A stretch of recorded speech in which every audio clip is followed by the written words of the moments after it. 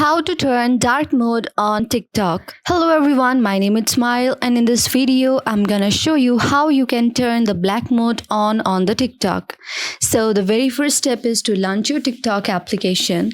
After you open your TikTok application, you will see an interface with homepage. You need to swipe onto your profile picture. Now we will see on the settings if there is any option for here. So scroll down and you won't find the option there. Tap on accessibility. Now you will see animated thumbnail, faster scroll speed and remove photosensitive videos where there is no option for your dark mode. Now what you can do to make your TikTok dark mode, because the TikTok specifically has not the function of it.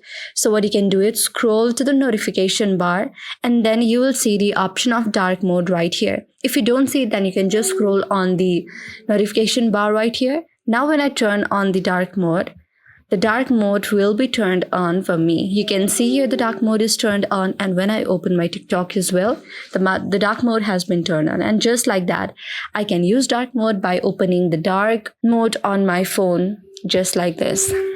So that's how you can do it. I hope you liked the video. If you liked the video, then please do hit the thumbs up and subscribe button, and also comment on the comment section below. Thank you for watching.